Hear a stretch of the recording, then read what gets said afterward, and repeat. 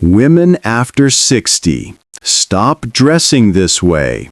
5 clothing mistakes that age you fast. Welcome to Wise Life After 60. So grateful to have you here. Have you ever noticed how some women seem to glow with a timeless elegance, while others, though equally beautiful, appear older than they feel, simply because of the way they dress? This difference has little to do with wealth or access to designer brands.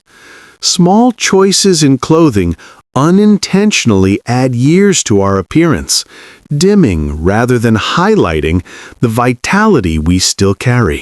In today's video, we are exploring 5 clothing errors that women after 60 often make without realizing how much they age the body and spirit. These reflections are not about vanity or judgment, but about reclaiming the harmony between inner wisdom and outer expression. Before we begin, tap that like button and subscribe to Wise Life After 60, where we share reflections on life lessons, philosophy, and the art of living fully in the later chapters of life. So let us begin this journey into the wisdom of clothing and uncover how a few shifts in what we wear can allow our presence, not our age, to be the first thing others notice. Error number 1. Hiding yourself in oversized clothing. At first, it may feel comfortable, even protective. Loose fabric can seem to promise freedom from scrutiny, a way to step quietly through the world without drawing attention. Yet what begins as comfort often becomes concealment, and concealment has a way of aging us far more quickly than time itself. The philosopher Aristotle once wrote, "The aim of art is to represent not the outward appearance of things, but their inward significance." Clothing, in this sense, is not meant to erase us, but to reflect us.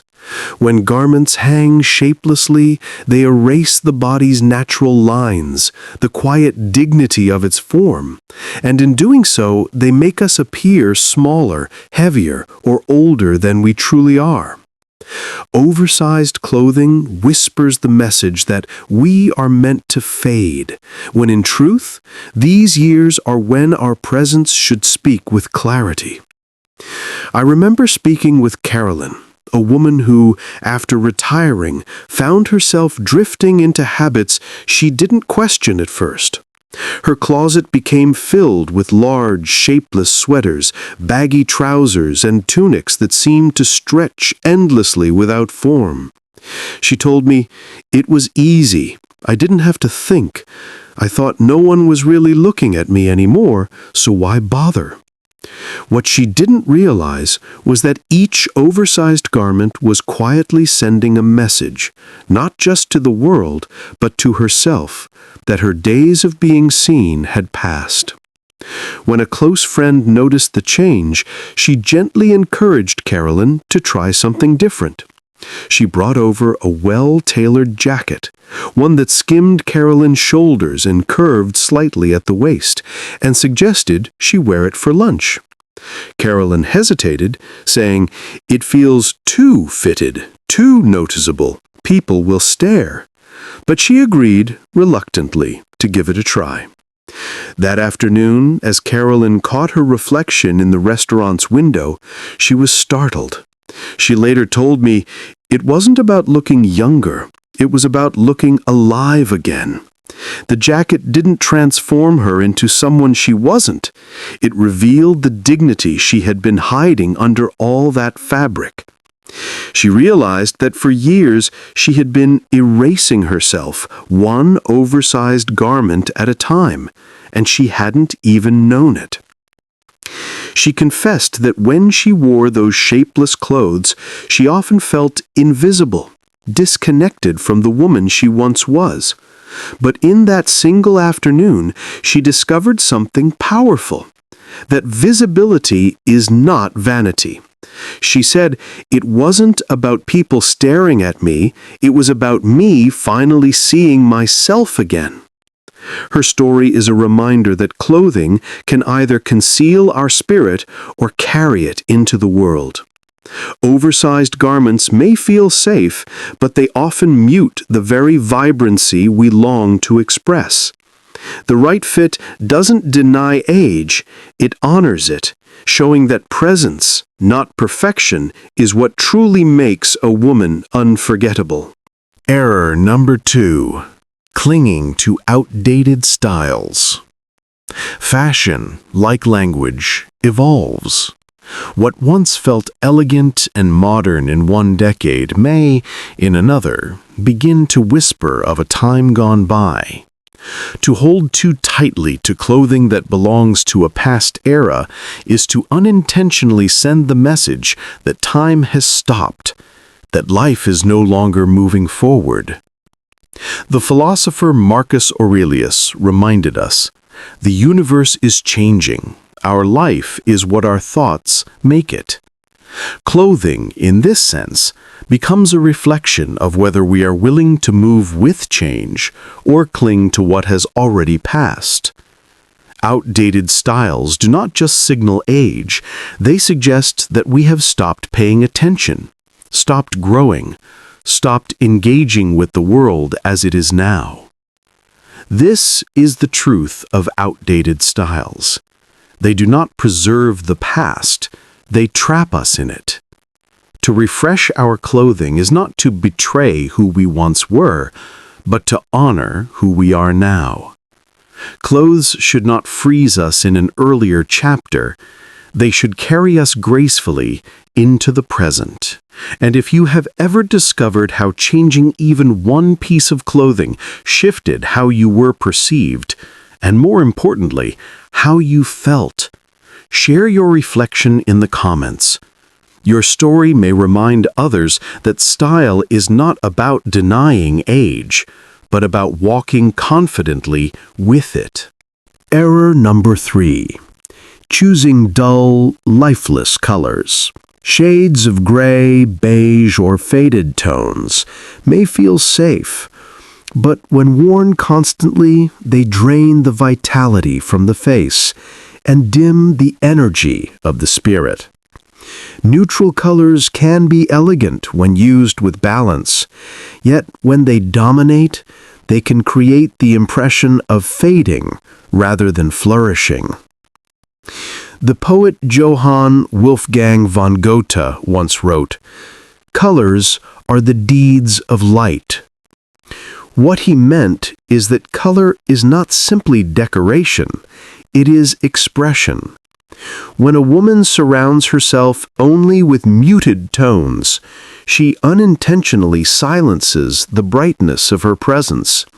And this silence, more than wrinkles or years, can make her appear older than she truly is. I recall the story of Margaret, a retired teacher, who confessed that nearly every outfit in her closet was beige or gray. "I thought it looked sophisticated," she said, "but one day I caught my reflection and realized I looked invisible." Her granddaughter, noticing the same thing, gifted her a scarf in a rich shade of turquoise. When Margaret draped it around her shoulders, she was astonished by the change. "It wasn't just that it lit up my face," she recalled. "It reminded me that I could still carry color, that I didn't have to fade away with time." From that moment on, she began to experiment. A soft coral blouse, a deep plum sweater, a gentle blush cardigan, all subtle choices, yet each one lifted her presence. Friends began to comment not on her age, but on how vibrant she looked. Margaret realized that it wasn't about dressing loudly or pretending to be younger. It was about allowing her spirit to shine through hues that carried life. This is the quiet power of color. It communicates energy before we ever speak. Dull tones can whisper invisibility, but thoughtful, lively colors reflect vitality. The wisdom is not in abandoning neutrals entirely, but in balancing them with shades that celebrate the life still within us. After all, to wear color is to affirm that we are not shadows of our past, but living beings who still deserve to be seen. Error number 4.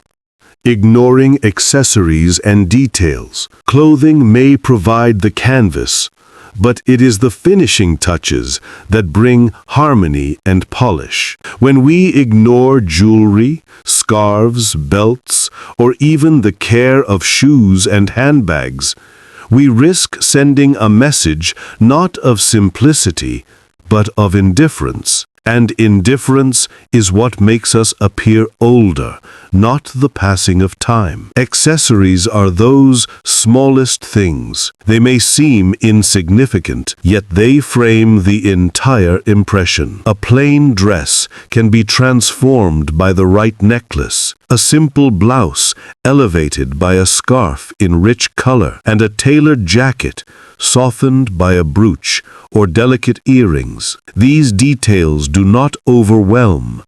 They whisper refinement, care, and self-respect. This is the hidden wisdom of accessories. They are not about excess, but about intention. They show that we have not abandoned beauty, that we still take delight in presenting ourselves thoughtfully to the world. To neglect them is to allow the picture to remain unfinished. To embrace them is to remind others and ourselves that we are still engaged in life's artistry. And if you have ever felt how a single necklace, scarf, or pair of earrings changed not only how you looked, but how you carried yourself, share your story in the comments. Your reflection may encourage another woman to rediscover the quiet joy of details.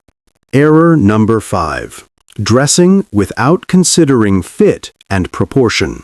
Clothes are not only about fabric or color, they are about balance. A garment that is too long, too tight, or too loose can distort the natural harmony of the body, making us appear shorter, heavier, or less vibrant than we are. Proportion is the silent architect of elegance. It frames the body in a way that honors its truth, rather than hiding or exaggerating it. Leonardo da Vinci once observed in his studies of art and anatomy, proportion is the very essence of beauty. The same principle applies to clothing. When proportions are respected, the eye is drawn upward.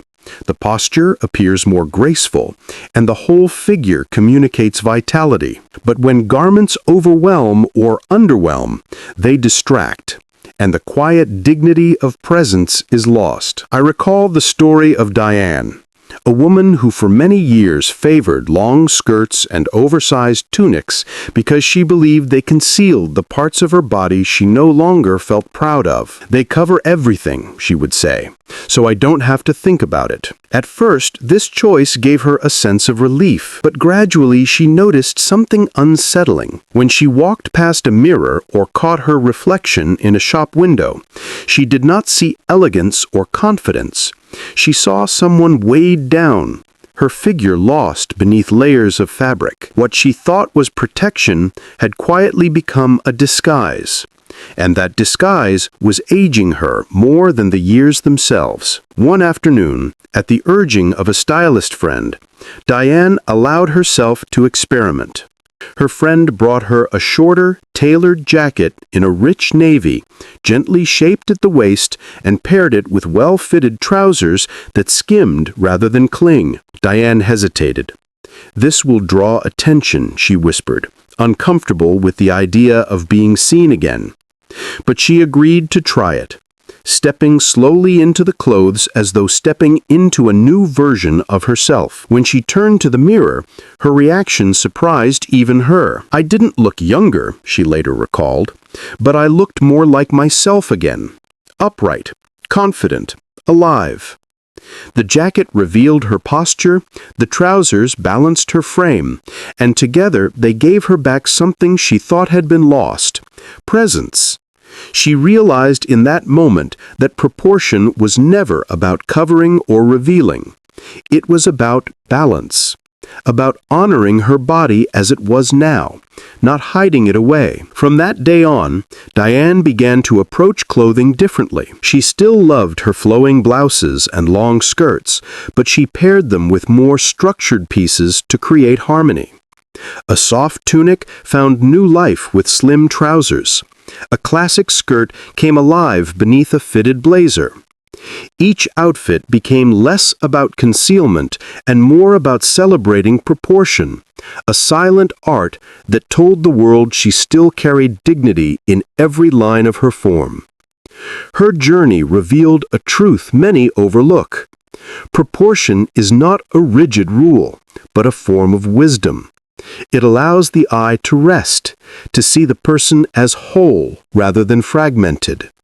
Clothes that respect balance do more than flatter. They give back confidence, reminding us that beauty is not in a racing age, but in presenting ourselves with harmony. The wisdom here is simple yet profound.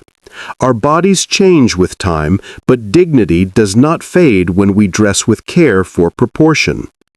Instead of hiding, we frame ourselves in ways that remind others and ourselves that beauty does not vanish with age. It transforms, and fit is the language through which that transformation is expressed.